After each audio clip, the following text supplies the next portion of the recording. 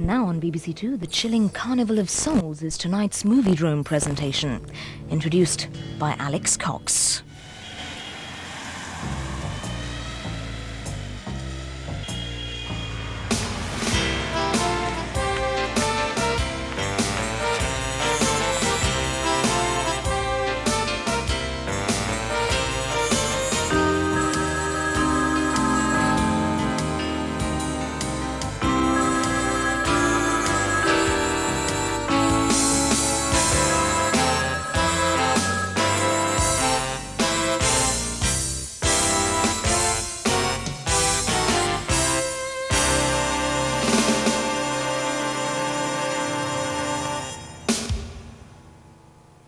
Tonight's film is Carnival of Souls, the story of a cynical church organist who...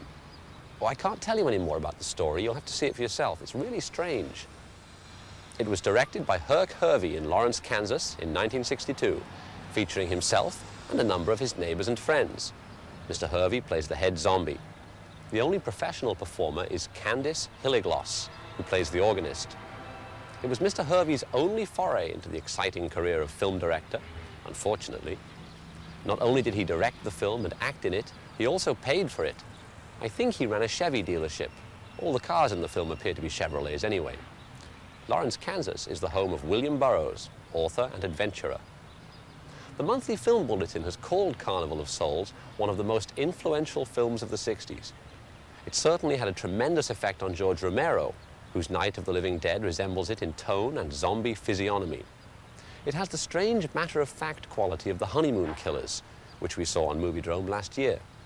There's also a touch of Ambrose Bierce about it, but in tone it's not particularly gothic or Lovecraftian. Overt weird stuff is kept to a minimum, and a very strange sort of horror film indeed emerges. One where you're never quite sure whether the sound is missing by accident or for some chilling reason. Whether a certain character is off because they're an amateur actor or because they're a demon. Whether the man across the hall is really just a sleazy, obnoxious oaf, or you don't even know what. You can't predict what twists and turns Carnival of Souls is going to take. That's what's so good about it. Although the sets are pretty standard and the music is, shall we say, emphatic, the photography is sometimes quite impressive, particularly when we drive out past the edge of town to visit the old abandoned arcade. The cinematographer was Maurice Prather. Maurice was lucky to be working in the days when films like this had to be made in black and white because it was cheaper than color. Carnival of Souls may sometimes look like it has shots missing. We're screening a restored version, but even so, the film has charmingly ragged edges. But minute for minute, it's better entertainment, it has better direction, and more inspired performances than films costing tens of millions more. Hey, Joe, drag your foot.